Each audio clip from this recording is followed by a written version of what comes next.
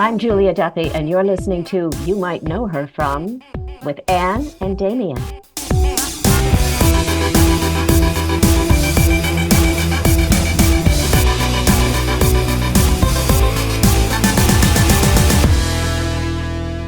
And I know we agree on so many things. Of course, actresses being at the forefront of that.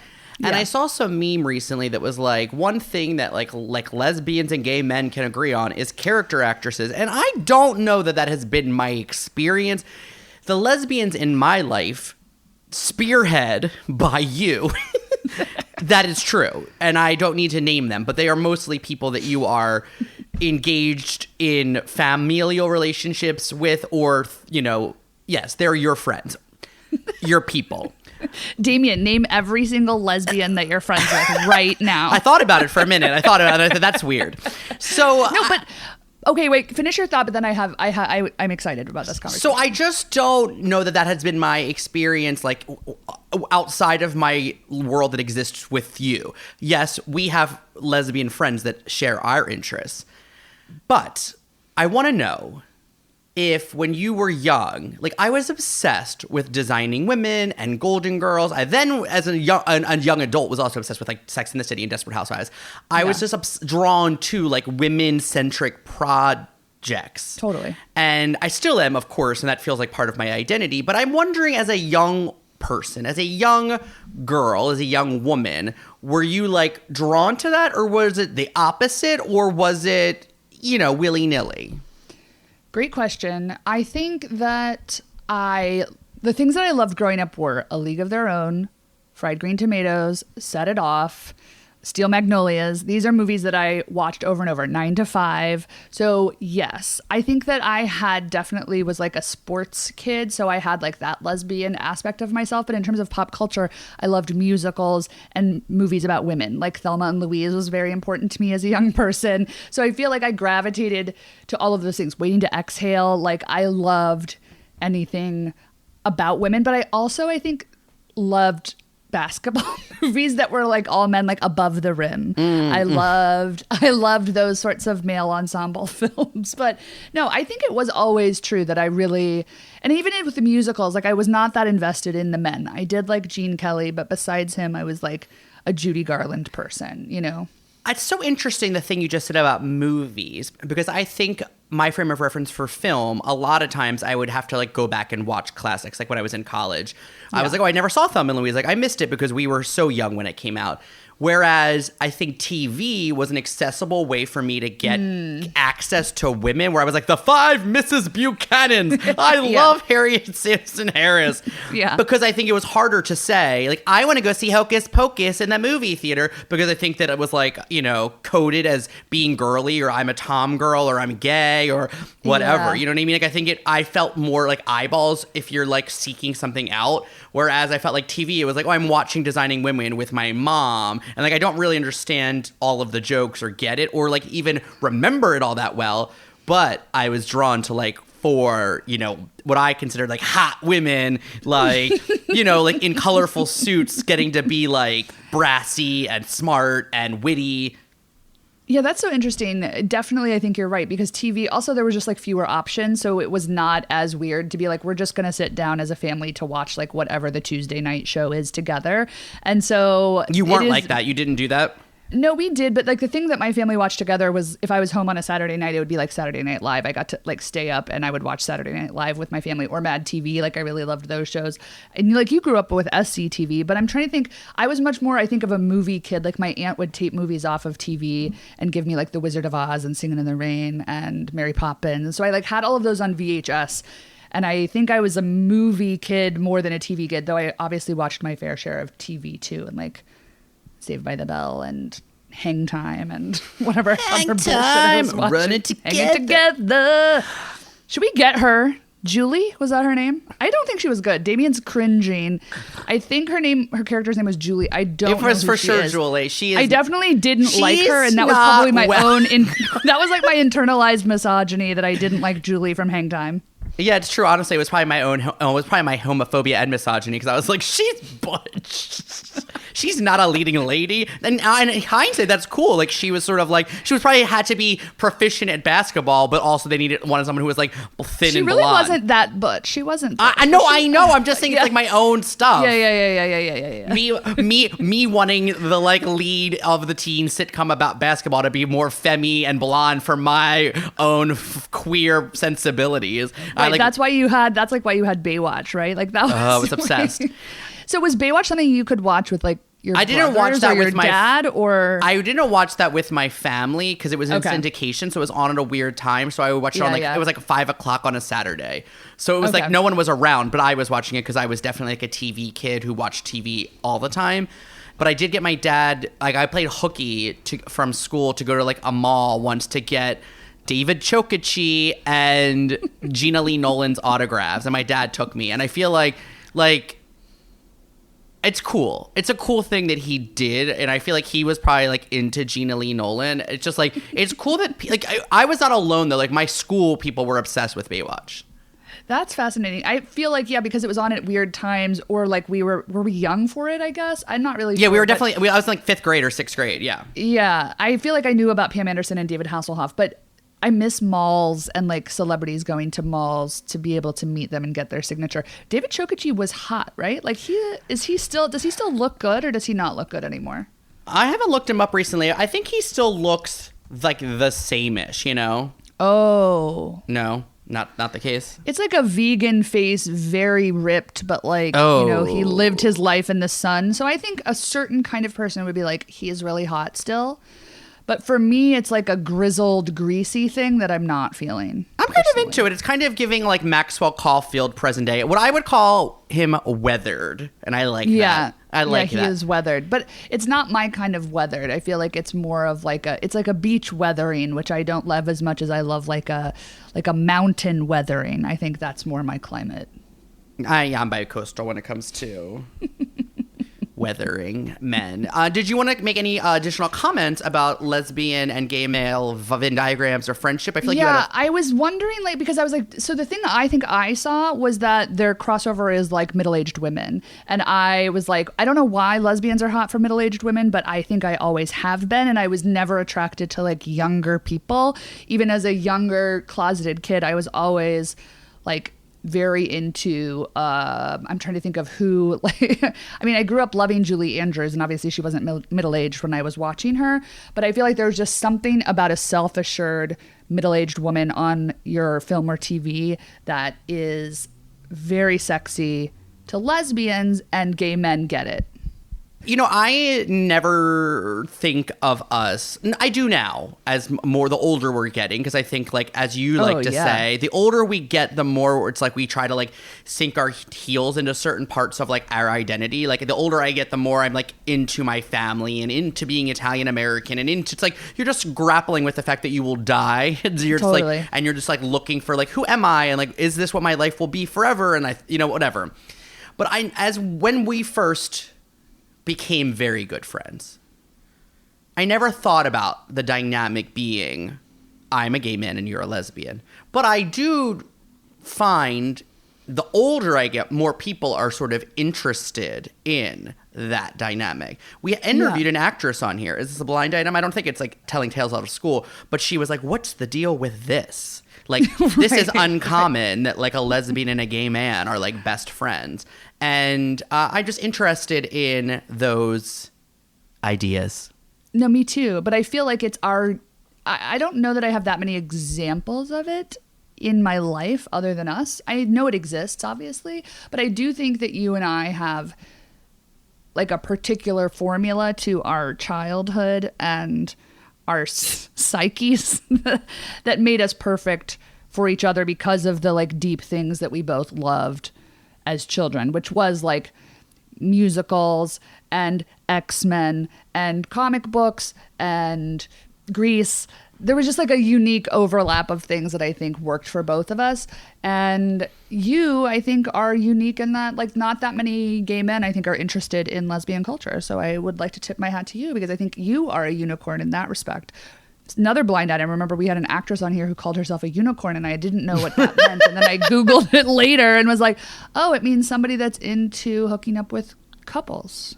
married couples specifically. Yeah, like it was like you were like fine with being like in a like swinger situation maybe, but not being in, I don't know. It was unclear. We both were like, that's not what I'm calling you. I'm not calling you a unicorn in that sense. I'm just saying you're a rare breed. We're just trying to, I'm not interested in being the third in a couple, but I'm not in a relationship, please. Maybe for an hour. Then right. I am quite interested in the people that are in like full blown thruples that where like the hierarchy is, you know, potentially the same. Completely. You know, like this person is not the third. There's not like a primary, and then this is like your other like side piece that's also in the throuple. Like, I have to say, I don't have anybody that's very close to me that is a throuple that I know of. I would love it if somebody just like came to me and was like, actually, the three of us have been together for 20 years. But there was a period of time where Hannah's sister Naomi told me about two people that were in thruples, and they both announced their thruppledom on their Instagrams with hand-drawn caricatures of the three of them. And it was 3 men and 3 women. And I thought, I love it. Is this a thing? Is this a thing? I love it. Folks, are you in a throuple? If so, would you like to be a guest on our Patreon? Maybe we can unpack some of this. I am open to it. Also, I do think that something that is cool about our listeners is that we know that we are sort of operating in this Gen X millennial area with gay men and lesbians and queer folks in general, I believe. And people that like queer culture that are maybe in a few years, maybe in 6 months would dip their toe in the queer pool if given the opportunity. We know who you are and we love you and thank you for being with us. Yeah, or maybe you're just a person who is very connected to queer culture in New York City or Los Angeles or whatever city that you're in, or maybe not a city, but maybe you love it, whatever. We love everybody. But are you a gay man and a lesbian who are best friends, or is your best friend a lesbian if you're a gay man, vice versa?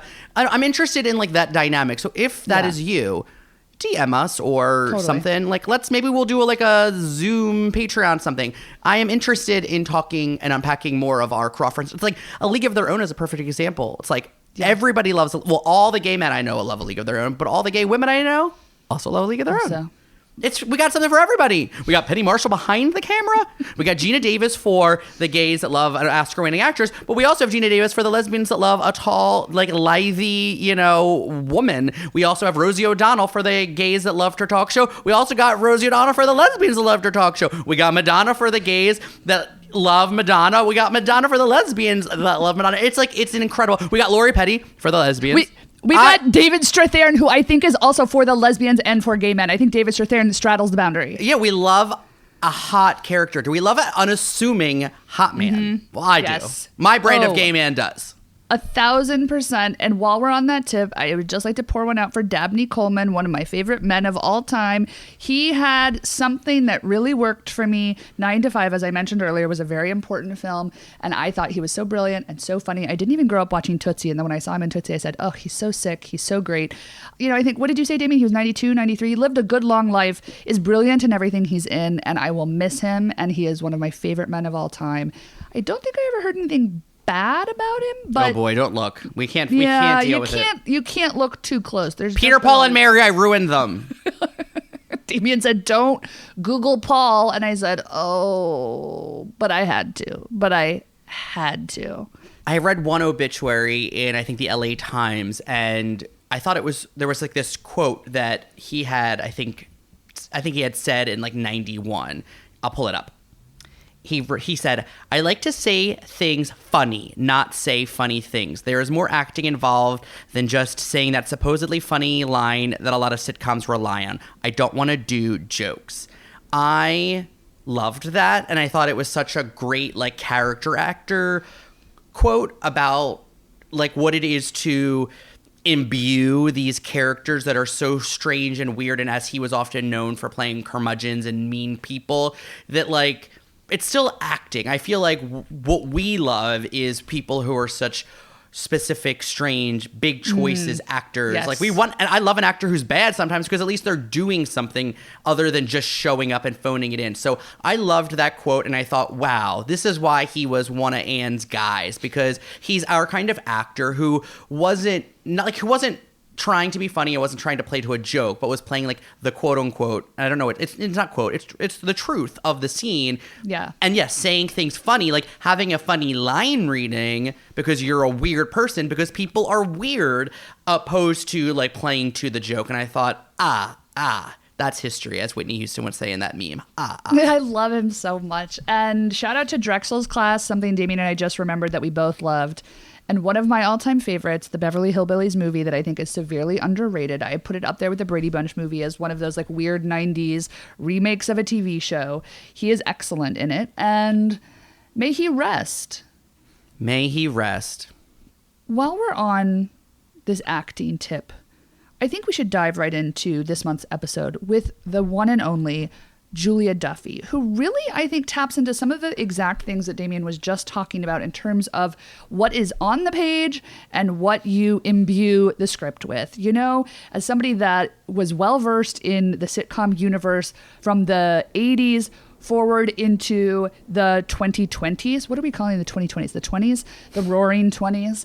She has experienced so much in terms of the life cycle of the sitcom universe and what it is. And she's done 1 camera and 3 camera and lots of types of work. And she's a theater actor, which we love.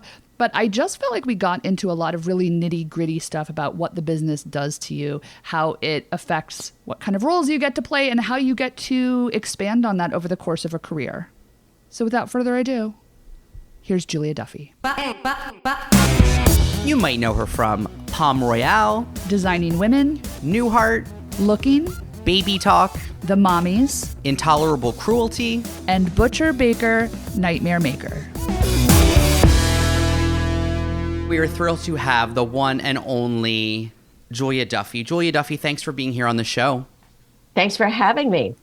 We are so thrilled because at the time of this recording, the finale this week launched for Apple TV's starry period piece miniseries Palm Royale, which you star on opposite Carol Burnett, Kristen Wiig.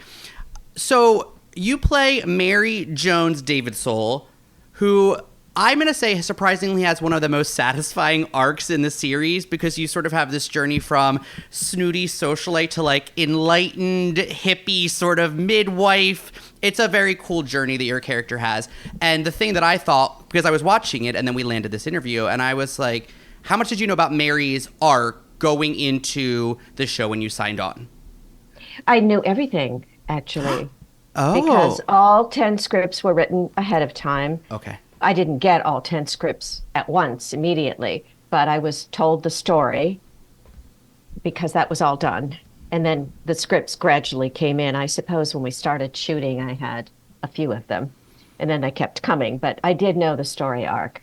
I have to say that maybe my favorite piece, I'm not sure, but I think one of my most favorite moments is when you like decide because you now are like, your third eye is open, you're like jumping in the tub to help give birth. I was like, I love this so much. It was so satisfying. I know. And it just says everything you need to know about this group of women, these society ladies, that she felt she could deliver a baby because she had hosted a charity event for the obstetrics unit at South Florida Hospital or something like that. And so, of course, she was the one who should go deliver this baby. It's a good context, I think, for our listeners. Like, the show's tone, it's a period piece.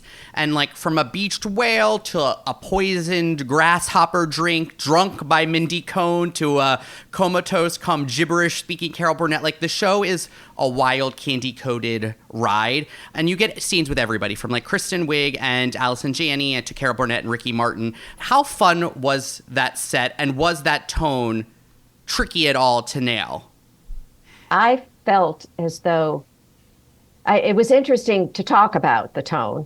And I remember I thought Leslie Bibb was so fantastic as Dinah. And, you know, they're all younger than me. Almost all of them are younger than me.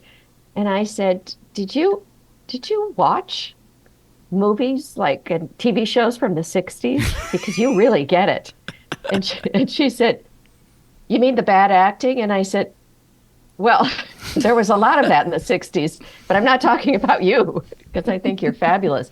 But I just thought she absolutely nailed it.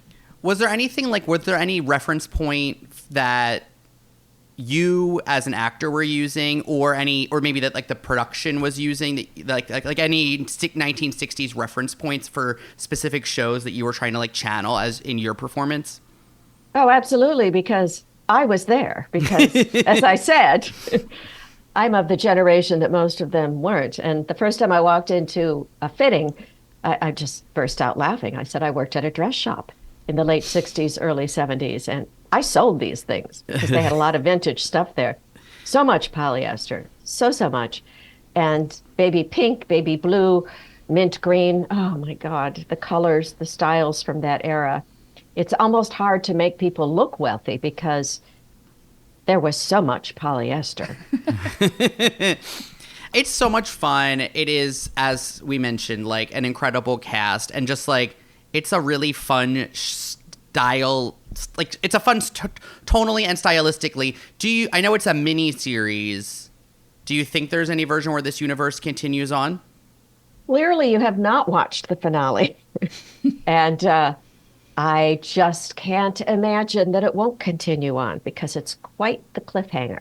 Okay. All right. Okay, so Julia, we've got a lot to get into with your career, but one of the things we noted is obviously when you started, you were playing ingenue after ingenue. And by our research, you were still playing a high schooler when you were maybe 31, which is one of our favorite things of all time. So can you talk about back when audition rooms really existed, which really has only been a change in the last like 10 to 15 years since everything has moved online. But who were some of the other actors that were in the same room as you when you were in these ingenue parts? Oh, I remember very early on in New York meeting Linda Pearl in the audition room. And, you know, I just wanted her to get like a series and be very busy so that she would be available for the things because she's such a damn good actress. And she had an incredible career as an ingenue that went on and on. Also, she looked so young, and she started young. She was like a teenager or something when she started. I wasn't, but I looked so young. Trying to think who else I would compete with back in that long period of being an ingenue. But it was kind of the same people all the time. Yeah. I could almost predict who would get the role if I didn't. And also some of them you would have no idea who they are now because their career was as an ingenue. And it never went anywhere else after that for whatever reason. It's not easy to make a transition, but it helped me that I did a couple of series that were very successful while I was still an ingenue. So that helped me go on. And then later, when I was older and I was playing women of a certain age, the competition was very stiff because if people are still standing, they're really good. And then it has less to do with your personal qualities when you're, when you're an ingenue or the romantic type. You know, what you exude naturally is very important. But then it's all about acting. When you get to a certain age, everybody's good. And all of these women, I thought, where were you before now? I certainly, because I guess they had not been very ingenue types, and yet they had their acting chops. And it was a whole different group of women in the audition room, in the waiting room. Right. Because you are a great actor, but also have a great sense of comedy. Like you have comedy chops. Like was there ever a Venn diagram where you were like up against like Goldie Hawn or Suzanne Summers or Lonnie Anderson, like in that area, like in the Newhart era of your career? I remember that I did do a TV movie, which I believe they thought Lonnie Anderson was going to do. And then I guess she dropped out. I don't know. I didn't know anything really, but somehow that had been the idea. And then she wasn't available, or I have no idea. But the character was written to be stunningly beautiful and incredibly sexy. That was the description. They always would put these descriptions in, which were hard to live up to. Right. Such as, she was the most beautiful woman he'd ever seen in his life. And I thought, really? Did you have to put that in? Couldn't you just have him fall in love with someone and then watch the actor's audition without this thing that you put up? But they changed, when I got a new version of the script, they changed the character's description after I was cast. And it said, A petite blonde with just enough of a cute figure to stop traffic or something. Oh my God. Instead of the original description had been very voluptuous and, over the top, when I think probably they already thought Lonnie was doing it. Oh my God. And I thought, okay, I realize you've changed some dialogue and we needed a new script, but did you have to do that? Right. It's a horrible business. Yes, in many ways, it is. It's been good to me, but yeah. Yes, you've had an incredible career, and you actually wrote a book a few years ago called Bad Auditions about your experience in the industry. Mm-hmm. What would you say if you could name one piece? Like, what is one piece of advice another actor gave, the best advice that another actor gave to you in your career? Oh, that's a good question. I remember reading one time that somebody incredible, like Laurence Olivier or somebody like that, was asked for their advice, and they said, always leave them wanting more. And it really stuck with me that you should have so much more in your head than is perhaps on the page. You should imagine other things. We have to use our imaginations. Constantly, our imaginations that's where we live. And you shouldn't just stop with the imagination, with what's in that particular scene they're asking you to do. Yeah. You should have all this other life of the character. And if it's well written, you will get carried away by the character. And I think that's kind of what he meant, is that there's so much more than just what you're seeing. Are you a person that like beats out scripts or writes like journals of the character, like in terms of the prep work that you do? Like if, for instance, you're given something that you're like, there isn't a lot on the page, how do you build that out? Oh, well, yeah, not a lot on the page. That's something that happens commonly. And you really have to, I think, have a sort of library in your head. Mm-hmm. Think of some role you have played or worked on in acting class that's very meaty and well written. You can carry that to something else, which is why you should work on a lot of different kinds of roles. Because once you have committed to something, even if it was just in an acting class where you loved that role, so you kept wanting to do scenes from that play, or usually we use plays in an acting class, because you've committed to it and felt it and worked on it, it's there in you, and you can take it with you, even if you were never hired to play that role. And that can help you expand something that's rather thinly written. I love this idea that you have a library in your head, because I just want to get to this very specific credit that I'm kind of obsessed with. So around 30, you starred as Julia, the high school girlfriend, in this 1981 cult film, oh, God. Butcher Baker Nightmare Maker, a.k.a. renamed at some point Night Warning. Now, yes, I have to say I wasn't familiar with the film, but it is brilliant and strange and dark and funny and weird. But you star opposite Susan Tyrrell, who I really only knew from Crybaby, but obviously has this incredible other career. I read somewhere that during your fight scene, Susan actually hit you in the head with the rock when you guys were in the water and gave you a concussion. What the fuck was happening on that set, and how was your scene work with her? Wow, I don't know where you read that. That has quite the cult following, that film. That was like the first film I'd ever done. I'd done a soap opera, but I had been in LA a very short time, so my career had been on stage for the most part. So I didn't know very much about filmmaking. But no, I did not have a concussion. She never hit me in the head with a real rock. I do have funny stories about that film. First of all, she's just extraordinary. Her commitment. Yeah. Incredible. To be I was not prepared. Yes. She had to be completely mad. And of course, she loved her nephew, and in quotes. And any girlfriend of his was going to suffer. But I remember that, what was it? I had all of this. Oh, I think twice she hits me. So I had all this special effects makeup on, which I had. I think she gets you once in the kitchen, and then you guys are outside. Yes, and then it's again, and then I had to run. Oh, and then they had me run, and nobody had showed me where I would go to as I ran over this little hill, this little rise. It's the middle of the night. And, we had to finish that whole thing after she hit me. And there had been a scene in the pond where she hit me with the rock one of the times. And I ran over the hill. I didn't know what was on the other side because they'd taken me to sort of a different location in the woods. And I fell into the pond. So we couldn't do another take because now my hair was soaking wet. I didn't match. They had to take me back and do my hair all over again, redo the makeup. I didn't know the pond was where I was headed. God. We'd already done the pond scene. And then later that night, it was like 3 or 4 in the morning when we were done, I was driving home and a little cat ran out into the street and hit my car. I mean, the cat hit my car. And I was just distraught and very tired, and I was a mess.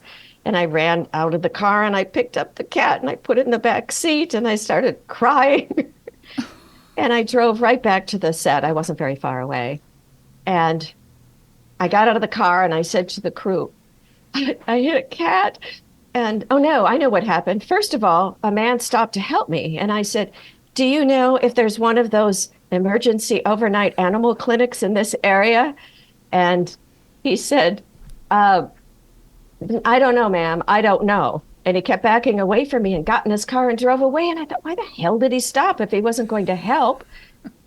So I drove to the set and I said, you guys, you have to help me. And this cat, I hit this cat. And they went and got it out of the car and they said, sorry, the cat is dead. And I said, oh.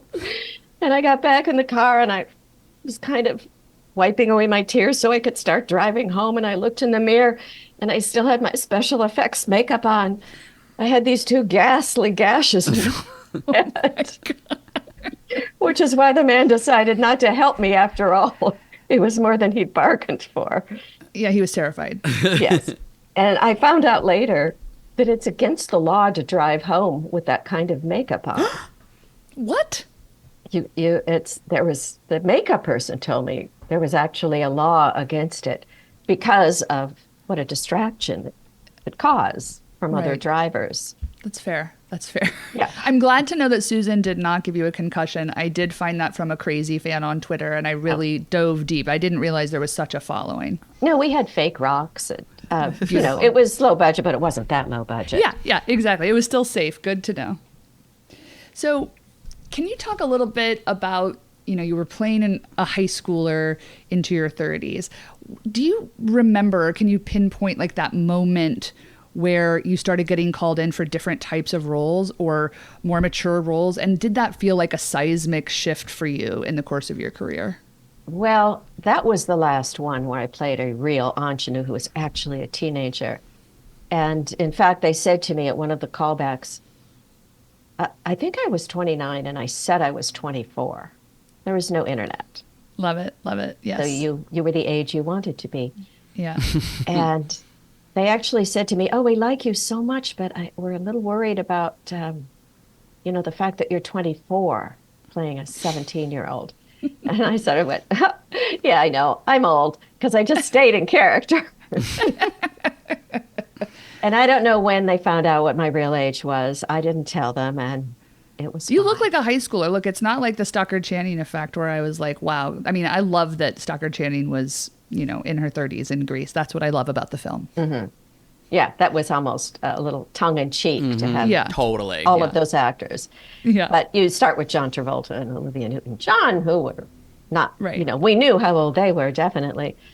So I got away with it, and it was good for me to do it because I hadn't done anything like that. Yeah. But, did I have a seismic shift when I got older? It's funny because it sort of happened all at once. The first time I played a mother, the daughter was 14. And I hadn't even played the mother of a baby yet. Right. And so there was a problem with the marriage in the script. It was a TV movie. And we have a fight, a husband and wife. And I said to the writers, do you want to put something in here? Because I was just assuming that the audience would have trouble buying me as the mother of a 14-year-old. Of course they would, right? And I said, should we put something in here about, we got married too young and, we got pregnant or we had children too young. And he said, no, I think it works this way. I thought, oh, okay, well, I guess I have been graduated all at once. Okay, we have to talk about, of course, the iconic Newhart. You came on in the second season of this iconic sitcom as heiress Stephanie Vanderkellen, and you quickly become a staple of the show, a fan favorite. You were Emmy nominated for every season that you appeared from 1983 to 1990, which is badass and iconic. The story goes that you got the news that you were going to be a series regular because you had guest starred in season one. So the news goes that you became a series regular for season two the same day that the show you were working on, which was called Wizards and Warriors, was canceled. Was it daunting to join the Newhart in its second season, or did you feel prepared to walk onto such a high-profile set? Well, I was just in awe of him. And I had been a fan forever and ever. It was incredibly thrilling. But I did feel that I really connected with him when I did the guest role because the scenes were with him and they were very funny scenes. And I loved doing it. And he's just so easy. He wouldn't want anybody to be shy around him or anything. He could be a little shy himself sometimes. So, but still, of course it is because it's a change for them. And you know that it is. It was hard because I loved Wizards and Warriors. I absolutely adored it. I thought it was so good. And it was just hard to hear all of that, and then within, I don't know, hours, I had consolation. So how lucky was I? But I don't know, Bob is so laid back. He does not believe in being stressful when you're doing comedy. He doesn't understand people having meltdowns on sets or any of that kind of thing. He thinks it's ridiculous. So it was the easiest set in the world. And Tom Poston practically took me by the hand when I walked in my first day as a regular. So I have to say it was really pretty easy. That's so great because I feel like sometimes you talk to actors that are on long-running sitcoms and that's not the experience.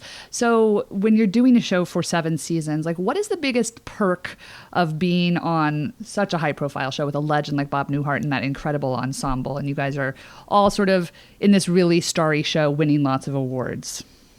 The biggest perk was just that we were a family and we laughed all day long, every day.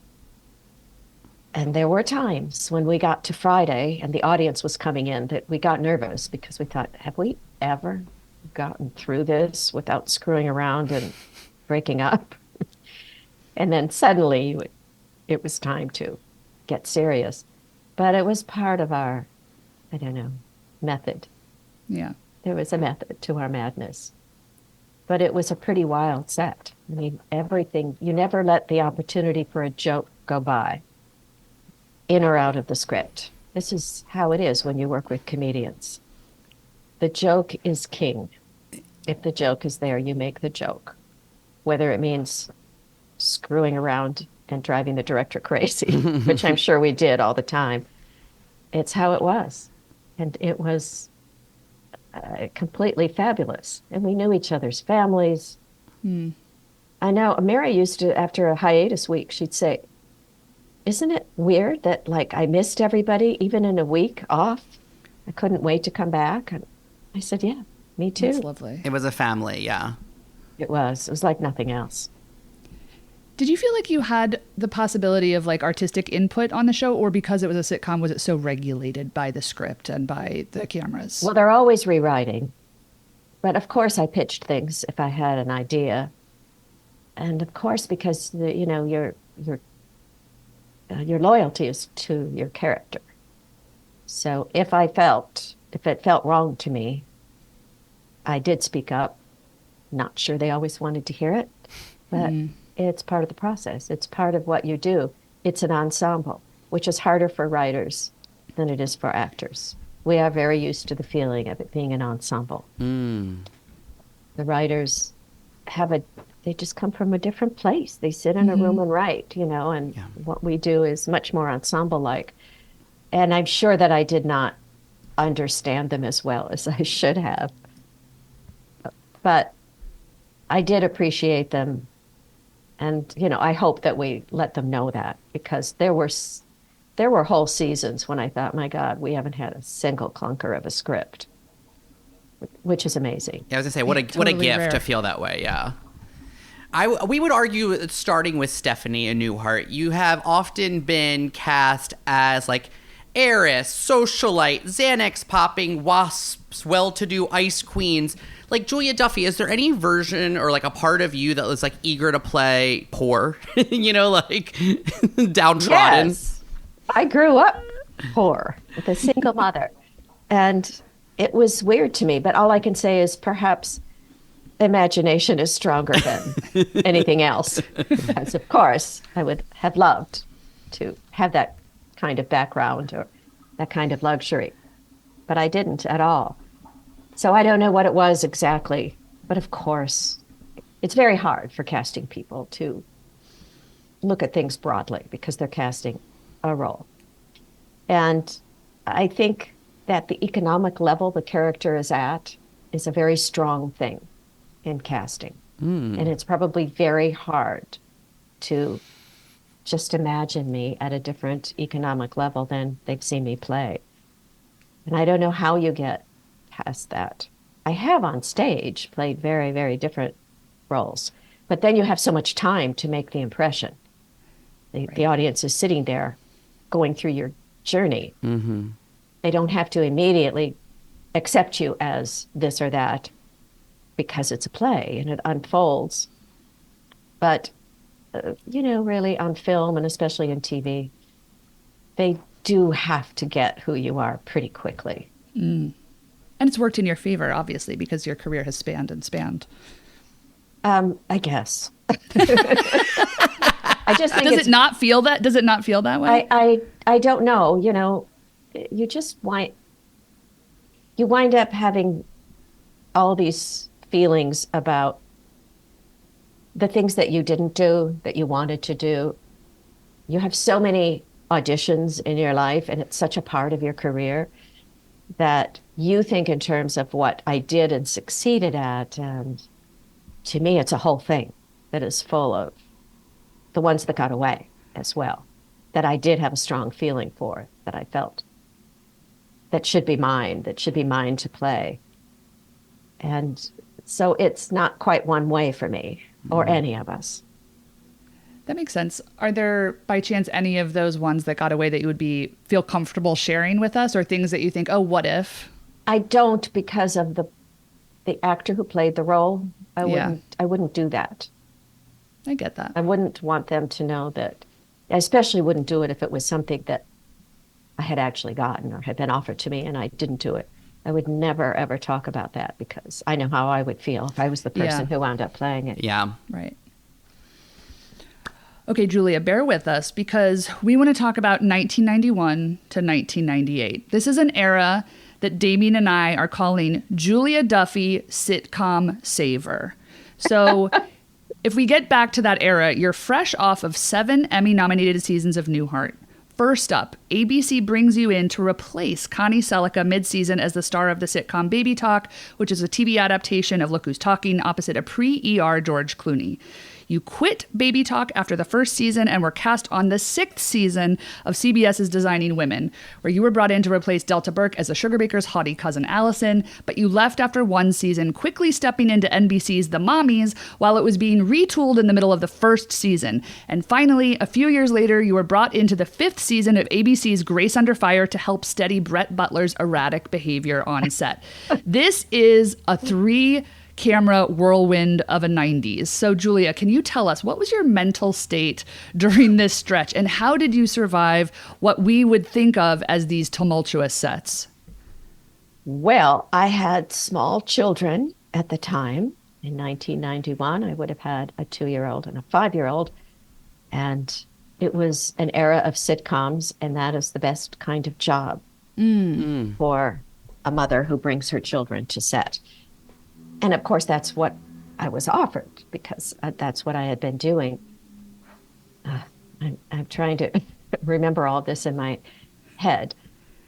And it was at that time, it was very hard to turn those things down because actors were paid well then. We are in a different era now. Yeah. Network And- TV sitcoms, like, yeah. I mean, I was realistic. I knew I wasn't always going to make good money because I know what happens. And it's the time to do it, especially when it's as doable as those jobs are with small children. I couldn't do very much in the way of single camera, where you work much longer hours and you're on location and going to different places. There's that I couldn't even consider with little kids. But anyway, Baby Talk had been offered to me, and I said no. And then it came back because Connie had left the show. But they had their order, and so they were just gonna, well, they just didn't air her episodes, I guess. I don't know how much she did. It's hard to remember this. And then I thought, all right, I guess I should do this. I didn't quite know how troubled the set was. Right. I should have found out why Connie left, perhaps. So it was a difficult set, which had nothing to do with the actors, who were simply wonderful. And we were all in the same boat and supported each other. But it was tricky. I had been on Newhart, and my God, it was like a walk in the park compared to anything like that. And then George left the show because he was fed up, which was very brave. It's not like he had anything waiting for him. He had no idea. So we finished the season, and I simply asked when it was renewed, and they brought in new producers, which was great. But I simply asked if they would not have me back. Politely. First of all, new producers coming in to take over a show, they really kind of want to make it their own. And I didn't think they'd be that against it. Yeah, it might like give you it out, actually, because they have a new vision. And I think they probably loved being able to create as much as they did with the new cast. And they did a very good job of it. But it had just been so traumatic, so difficult, that I couldn't even imagine returning to it. And then I was offered Designing Women, which I did not know. People thought that I left one show for the other. I had not a clue about that. I didn't know what they were doing. I was paying no attention at all to what was going on over there. And so I did that for a year. And then, I don't know, they just didn't want to write my character anymore. So they were having trouble moving on from what the show had been, which was understandable. For me, it was a positive that I worked with those actors because they were inspiring. They had done a lot in a difficult situation week after week, and you would never know. They were so professional. It was a new standard of professionalism, and I admired them so much. I learned, even though I'd been around a while then, I learned so much from working with them. I learned more about, I don't know, just being a woman in the business. Well, not so much from Meshack, but from the other ones. You're right. Meshack didn't teach me how to be a woman in the business. He just taught me what it was like to be the funniest person in a scene. Oh my God, he was so damn funny. Everything he did, every line that came out of his mouth made me laugh. So it was very good for me in that way. And then what did I do? You know better than me. Then we got into the Mommies, where they brought you in the middle of yes. season 1. Right. I can't remember how far along they were. That was to be like a recurring role.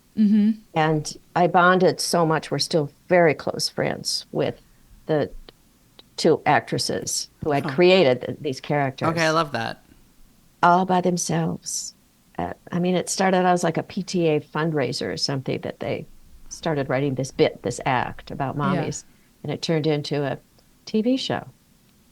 So we are great friends to this day, and we had a blast, an absolute blast. And dare we tread into Grace Under Fire territory, which was really such a specific time. Didn't I just do one episode? It was a guest role. They were thinking of, somebody had played her friend before that, and then that person left. And I think they were Julie White left the show, and maybe Yes, it Julie White. seemed like, and you'll know better than us, of course, but the internet maybe seemed like to suggest that you were being primed to come on the back half of that season to become a cast member to help the show find its footing again. But then you ended up, I think, only doing like 2 episodes, and then the show got canceled. Did I do 2? I might have done 2, and we were shooting them scene by scene during like a 1 week. That part's hard to remember. But yes, I think they were hoping that this guest star role would work out to be somebody else who could be her friend, so that they could kind of replace that voice in the show. But yeah, she was Brett was definitely struggling at the time, and it was a very unpredictable kind of set. Mm-hmm. And the producer was great, and I thought very patient. And I really just had very little to do with what was going on. It was between Brett, who was actually great to me, and the producers. But it was like something that had been happening, and I did not ask to be filled in on everything when I was there. Yeah. So they didn't have you contractually obligated for the rest of the back half of that season, No, or it was a guest. It was a guest role. Okay, good. This is correcting the record on the internet, so this is helpful because I think she's so talented. I thought that show was so great, and I would have been excited to see where it could have gone. But I think they may have shut down after that, because that was sort of, it had nothing to do with me, really. That was just sort of when things became a crisis. Yeah. It just happened to be then. it was basically like your character was moving into the house, and then they were like, surprise, the show is over. It was very abrupt. Yeah, I think they stopped shooting right then. Yeah.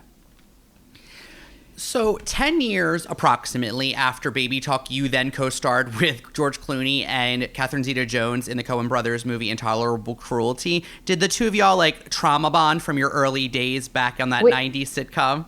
We did a bit. Yes. We chatted about it. It was very, very fun to see him again.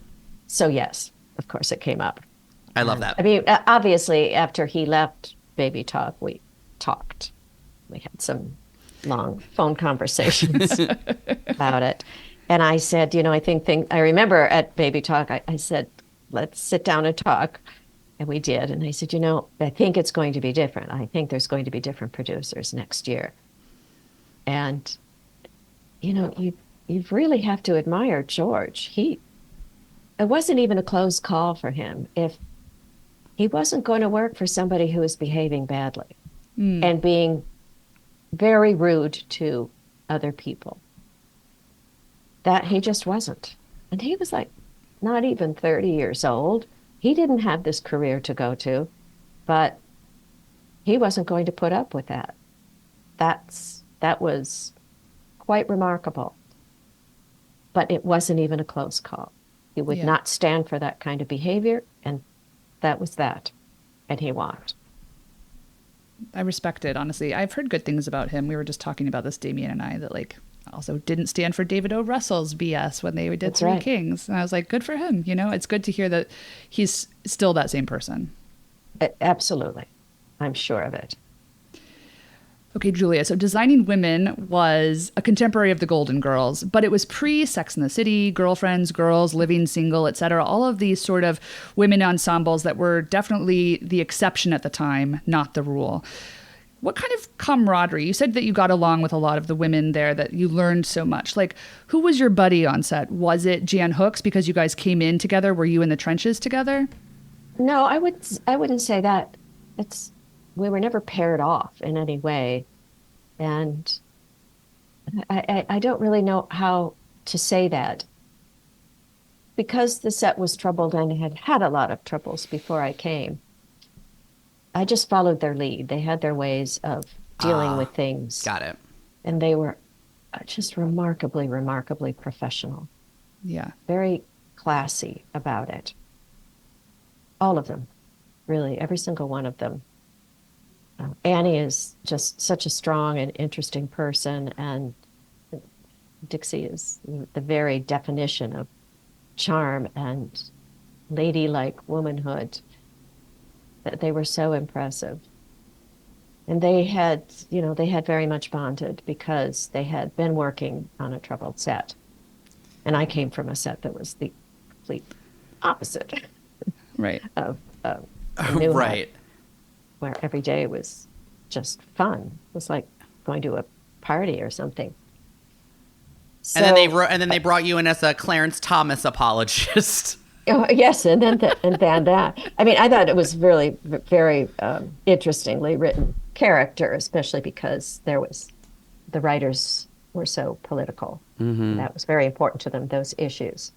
And then to have somebody who was not very PC at all Right. was a funny idea. And also all of those women are sort of have theater backgrounds as you do. And I feel like that's also lovely and was, visible in the ensemble.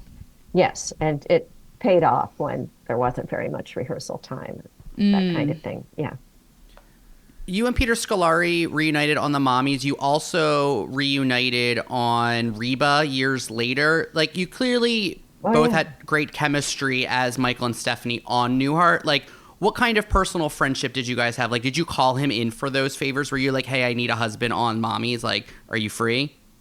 The only time I did that was it was the Mommies. I remember that. So my character's name was Barb, and our showrunner Tim said, "What do you think her husband should be named?" And I said, "Ken." And he said, "I really want to get Peter." And I don't know. I emailed Peter or something. Wait, is this before or after the internet? Been around since before technology. But anyway, or I called him or I did something. I said, it's really a fun set. You should do it. But he was living in LA. I mean, he wasn't living in LA anymore. He'd gone back to New York where he grew up, and he was going back and forth a lot, but that was tricky. And then we also did Jason Alexander's short-lived sitcom. It was just a year. Yeah. Totally forgot the name of it. Yeah. Damien's on the hunt. Yeah. So they brought us on to be neighbors of his, That's which sweet. that was really fun too. Very fun week. Listen up. Oh, good. I think that sounds, I'm like scrolling. I'm scrolling. Yeah, I was scrolling through my memory. Gets a lot of workouts these days because I'm constantly having to scroll it. Yes, very good. Listen up is correct. Yeah. Oh, with Wendy McKenna. We love her too. Oh, she's terrific. Absolutely terrific. I worked with her again in a movie that no one ever saw, but she is What was really it? something. It was, and you want me to remember the name of it? Oh, sorry. I'm not putting you on the spot, but that's great. I do not remember the name of That's it. okay. Sorry. And indeed, We'll fill it in. We'll fill it in York. post. Yeah. Yeah. Okay, Julia. So some of our listeners definitely know you from your work as Patrick's mom, Dana Banana, on two important important episodes of HBO's Looking. And you've spoken about how the series had a predominantly LGBTQ cast and crew, and when you got there, you sort of realized the importance of playing a gay man's mother. Can you, Anne and I are both gay, like, can you tell us a bit about that experience? It was life-changing. It was incredible. It was probably my favorite set I've ever been on. Yes, everybody identified in some way as not straight. Cast and crew. That was deliberate. And I loved them all. Honest to God, it was the most charismatic crew I've ever worked with. Nobody on that set wasn't charismatic. It was remarkable. I felt a great deal of pressure because I felt like I was playing everybody's mom because they all had a lot to say about their moms, all these gay men. And wow, I really wanted to get it right.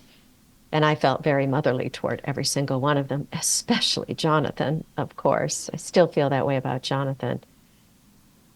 And it was just the most soulful, kind group of people I've ever worked with. I really, honestly, never wanted it to end. I felt like I couldn't do enough to help make it work and get across their message. And I was just in two, right? The first season and the second season. Yeah. Yeah. Trying to remember. So yes, it was absolutely indelible, the whole experience. I can't believe it didn't get renewed. I know they did a little like wrap up movie, I think. Yeah. Sort of, but it I think worked better as a series, generally speaking. I know they threw them that bone when they Yes. canceled it. And I was really surprised that they did. I thought it was not cool um, of them not to cancel it. Sorry, HBO, but it wasn't cool. It wasn't cool. Your performance is lovely and very like nuanced, and I really appreciate what you said about like the importance. I think at least Anne and I can relate to like the importance of our, our moms and to our own identity, especially. So it's a lovely performance. Yeah, it was kind of a therapy session all the time, but charmingly so. Okay, Julia Duffy, we've gotten to the part of the show that we like to call the rapid fire. It's rapid for us. You can take as much time as you want, but it's just so we can get in every last credit without any segues. So oh my goodness. Here we go. Okay. Julia, you appear in the final moments of the season 2 finale of the Night Court reboot. You are the mother of Abby's love interest, Jake, and the cliffhanger is that John Larroquette may be Jake's father. The show is officially renewed for season 3, so can you tell us if you'll be back and we can get to the bottom of the mystery? Oh, it was officially renewed. All right. I was just recently... I didn't know how they could not, considering that cliffhanger. Right. I was just recently, in fact, I owe her an email, messaging with Melissa, and she was waiting to hear. I was pretty sure it was going to happen. It fills a kind of a void, I feel, that show. Totally. It's Night needed. Court is a great show. Yeah. I totally agree. I was very excited by watching the finale, and I was like, actually need to like binge this whole series now. I think I maybe like love Night Court because I loved the original, and I was like, this is like hitting all the beats, Yeah, it is. It's quirky in its own way. It's not like anything else, and I think it's needed. So you'll be back. Oh, I don't know. I mean, the way I think they you will left be. it, I think you will be, at least for an episode, but you maybe a would whole think season. so. Because I don't know what will turn out to be true, Sure. considering the way they did it. I mean, we had to sort of do it different ways. I thought, well, do I recognize John Larroquette when I see him? I mean, how much are we teasing the audience? It was tricky, and I have no idea how the audience feels about it. That would be interesting to know. Okay, you trained at the American Academy of Drama Arts in New York City. You've appeared on Broadway. You've made a point to return to the theater throughout your career. And most recently, I think in the last decade, you performed in The Little Foxes with Kelly McGillis at the Pasadena Playhouse, where you played Bertie and she played Regina. Would you ever do that thing that I think Cynthia Nixon and Laura Linney did, where they did The Little Foxes and they switched roles every other night? And if not with The Little Foxes, is there another show that you would do with Kelly in rep? I'd love to work with Kelly again. She's very powerful actress. It did sort of take me aback a few times when I told people I was doing Little Foxes, and they said, "Oh, are you playing Regina?" And I was like, "No, I'm playing Bertie." Why is it so easy to imagine me playing Regina? I had never even thought of such a thing. But no, I can't imagine switching roles. It's just impossible for me to imagine. It's really live wild. it and breathe it when I'm doing it, and I couldn't be that distracted. Seems very difficult. Okay, Julia, which was more difficult, wearing a full habit as Mother Superior in 5 episodes of our favorite soap opera, Passions, or being on set with a crew of child actors on shows like Drake and Josh, True Jackson VP, Wizards of Waverly Place, and The Sweet Life of Zach and Cody? God, I've done that many of those shows. No, there was no problem being with child actors. If they're successful, it's because they're just preternaturally good at being professional and knowing what they're doing. Like, they really know what they're doing, every single one of them. Wearing the habit wasn't as hard as trying to memorize the lines. I was also doing a play at the same time. And the way they shot, they would do a whole bunch of scenes that were shot in the same set. Oh. And like to utilize the set, like to burn through the scenes that were in that set? I don't know what their situation was at the time. I don't even know if it was what they usually did. But I would be on that set. I can't remember how many days I worked or how many scenes it was altogether. But in every scene, it was the same thing. My dear, are you sure that you want to be a nun? Or are you just running from something? It was the same, but just a little bit different. And I was going to work, and I remember the night before, I was doing my best with the lines, and I thought, I have scenes from 8 different episodes, I believe. something like that, or 8 different scenes. And they're all alike. And I don't know how to memorize them all in this brief period of time. And I finally thought, okay, I know the schedule anyway. I know what scenes they're starting with. So I memorized first couple, and I just said to the director, I'm going to have to do this in pieces. I don't know what to tell you. I don't know what else to do. I haven't had it long enough, and it's so repetitive. So he'd say, just get through as much of it as you can, and then we'll stop, and then we'll do it again. I said, okay. And I felt terrible because I've done a soap opera in the past, and that's not what you do.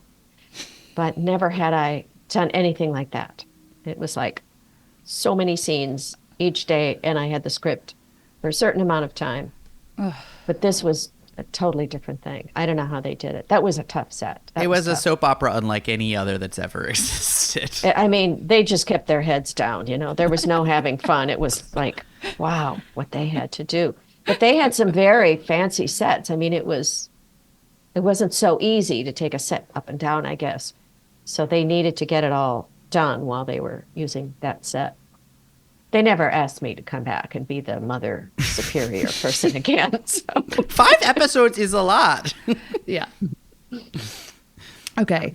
You brandish a shotgun in Shameless, and you go toe-to-toe with Emma Roberts and Lea Michele in Scream Queens. Which scene took more nerve? Oh, Scream Queens was a delight. Actually, very talented people, fantastic director who I loved. So that was very fun. Okay. I mean, those actors, so talented. In Shameless, well, of course, I had done a couple of real scenes, and then they had me come on for this bit that you don't expect. Yeah. And they just had me ad lib as I went screaming after the guys who had broken into my house with the shotgun. And I remember that my son said, what did you ad lib? And I said, well, you know, she's a drunk and everything, and you fucking fuckers, you fucked him, didn't you? And just all the kind of things that this woman would scream as she's running out with a shotgun. And I'll never forget, he said to me, and you could say that and sound natural? F words like that? And I thought, oh, honey. I was a very good mom. I really did control myself, apparently. Yes, I could say it naturally. It was fine. And I just remember that they gave me earplugs, and it made no difference. Oh, God. Those shotguns are so loud. My ears were ringing for a couple of hours. Horrifying. Julia, you did a bit on Sabrina the Teenage Witch where you get to like appear on the Jerry Springer show within the show. And Jerry Springer was such a phenomenon in the 90s. Like, was it fun to get to play a trashy ex-wife witch? And like, was Jerry a pro? Jerry was, and he was very self-effacing, actually. He was lovely. I just remember when what did I have to do in that Jerry Springer thing? But 2 like bouncer guys had to come up and remove me. Yeah, you're like pretending like you're going to get fighting up with and Zelda fight. Yes, over Martin Mall. I thought they were going to break my arms. There should have been a fight captain person, even just for that kind of thing on the set, and apparently there wasn't, because they didn't know how to fake it, and I had to tell them they couldn't grab me that hard. That's good. I'm glad you told them. Okay, Julia Duffy, last question. Very serious. You play actress model Jackie Flanders in the TV movie The Cover Girl and the Cop, opposite former guest of this show, Dinah Manoff. Dinah plays police officer Denise Danielowitz, and she dresses up as a man to sneak into a gym looking for evidence. Then later on, she dresses you up as a man to go undercover in a bar full of toughs. Right. Who do you think had the better drag, you or Dinah? Wow. I kind of think Dinah can do anything. She is so talented. Damn, she's a good actress.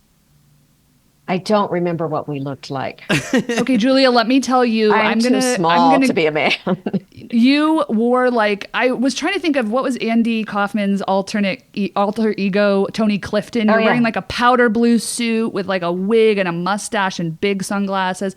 And like, you are tiny next to all of these huge men in the bar. But I Right. have to say, we asked Dinah the same question. I have to say, I think your drag was better than Dinah's. You had a more complete look. I wish I could remember it. I wonder if I can find a picture of it online. The whole movie is online. We'll send it to you. It was a Oh. thrill. I watched it again to prep for this interview. It It's one of is. our favorites. I had no idea. It was really fun to do. Oh, God. I remember we had to do a scene where we ran out because we were running away from bad guys. We had gotten in too deep. And we jumped in the car and I had to jump in the driver's side and we had to floor it. And and the sun was about to go down and there was a big rush because we were losing the light and it's like rush, rush, rush, rush, rush. Okay, action. And we come running out of the house. We jump in the car. I'm supposed to floor it. And the stunt guy had not put the seat back up. And I couldn't reach the pedal.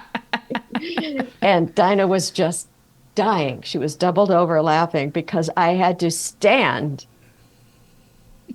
somehow while holding onto the steering wheel in order to pull myself far enough up so that my foot could reach the gas pedal.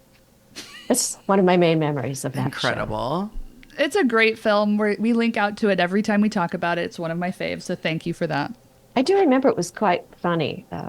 Yeah, We it was need good. more Like, I movies want of the more of. week.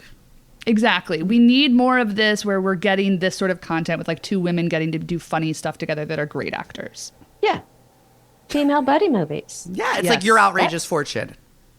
I mean, if the men who run this business had any idea how quickly women bond, what it's like for women to become friends and how quickly it happens and how deeply quickly it happens, they would think more about concepts for doing this. Julia Duffy, thank you so much for joining us on You Might Know Her From. This has been a total pleasure. Thank you. You guys are fabulous at this.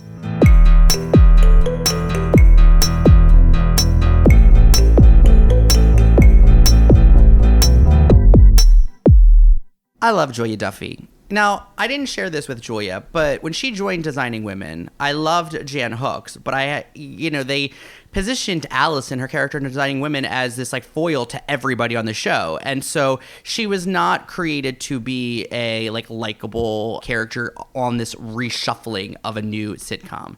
Right. But she's so fucking funny, and actually more than that, as Dabney Cole would say, a great actor. And it was so great to revisit Designing Women, but also dive into her oeuvre and like be like, wow, this person is a great actor. I mean, her scenes on Looking, I also just like loved the way she talked about working on a LGBTQ show and with an LGBT cast and crew.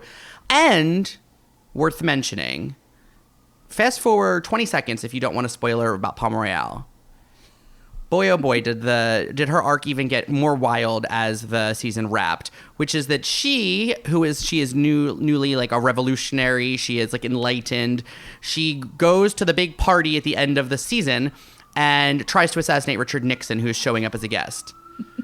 Unfortunately, she seemingly murders Ricky Martin, but we don't know because it ends, which is why she said it ends on a cliffhanger. So we're waiting to see if that show is coming back for another season, but it seems like she will be front and center if it does. So fingers crossed for Julia. I love the insanity of the tone. When you told me she tried to assassinate Richard Nixon, I said, God bless. I love it. I love what we're getting our character actresses to do on Apple TV. I feel like we covered so much ground with her, and I'm going to link out to that picture of her in drag from the Cover Girl and the Cop, which we called back from our interview with Dinah Manoff, because she is petite, but the look is good. Yeah, you said she's like in a Charlie Chaplin hat. Is that what you described it as? It's like, no, she's in like a powder blue suit, and it's like that. I don't know why my frame of reference is like, it's kind of like Dumb and Dumber, but Oh, it's yeah, like, yeah. It's I know more exactly what you like- mean. It's more like the Andy Kaufman alter ego when he dresses up in that weird outfit and prosthetics. I don't know why that's the thing that I keep coming back to. It is interesting that in the Cover Girl and the Cop and Outrageous Fortune, women are masquerading as men. We need more of these. I feel like they gave us Heat like 10 years ago. And then we never saw the Sofia Vergara Reese Witherspoon once, but we were like ready to, remember? Oh my God. What is the name of that fucking movie? We got to put it on the list. I don't know. Put it on the list. Also, I'm very into the fact that Sofia Vergara played what's her face, cocaine grandmother or whatever. Griselda Blanco. Thank you, Griselda Blanco. I need to watch her do that. People all said for she her was good. Renaissance. Yeah, I heard she was very good. We root for her. Also, just as a little tidbit, shout out Colleen. We got you. We got you, babe. Colleen, we did it. We got Julia Duffy. Folks, if you like what we're putting down, please follow us on social media. You can find me on all of the things at Damian Bellino, and you can find my co-host at Rodemanne. That's Rodemanne. And if you want to follow the show You Might Know Her From, you can find us on TikTok and Instagram at You Might Know Her From.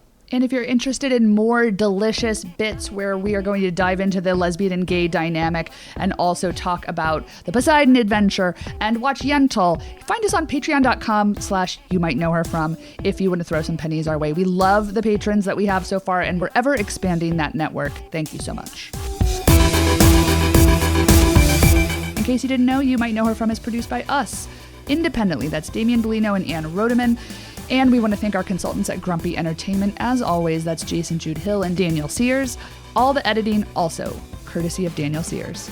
Also, special thanks to Gang. All that music you hear underscoring each and every episode of You Might Know Her From is by Gang. You can download and stream Gang wherever you listen to your music.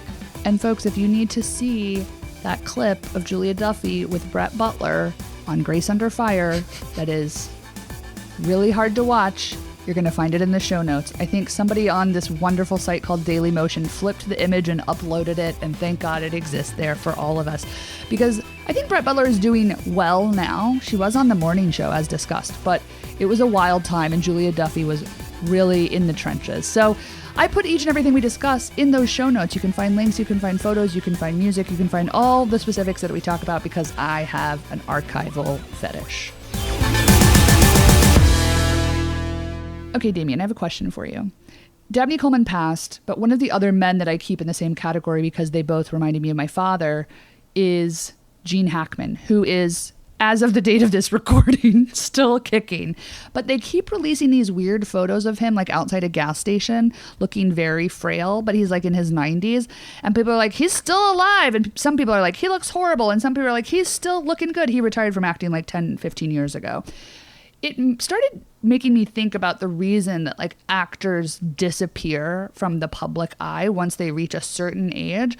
And it's like, that isn't really possible anymore for people to do. Like Gene Hackman can't even disappear like in Montana or wherever the fuck he's choosing to live out his days. But like, are you into the idea that old stars used to disappear? Like Greta Garbo was like, you will never see me again because I no longer look like myself. Yeah, of course I'm into it. I think it like creates, it like allows them to only exist in your mind as they once were and as the characters that they played. So as an artist and as a person who appreciates the art, I love that. Like, is Olivia de Havilland? She died recently, right? But she yeah. She was like not at the gas station. And if she was, we did not recognize her. And like Mitzi Gaynor is still alive and like declining our request to be interviewed, but is still alive. And same with Tippi Hedren. So I know that they're like of a different era. So like maybe like sort of like the movie stars of the 70s on, it's like less possible because we have different access to them.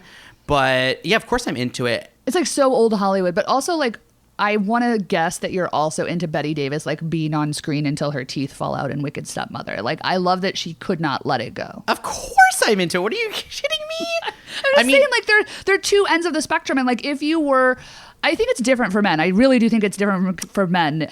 But like, if you were a Bette Davis, if you were a Joan Crawford, do you think that you would have been like, I'm going into hiding, or you're going to like age on screen, on TV, be on a reality show at like 92? I know my answer. Do you know yours? Yeah. My guess is that you would go into hiding and I would be on a reality show. But it depends on what my legacy is. Like if I had like won an Oscar, maybe I would go into hiding because I'd be like, well, I already like, I don't want to. But if I was like still, I'd be like, Ryan Murphy's going to get me that Emmy, motherfucker.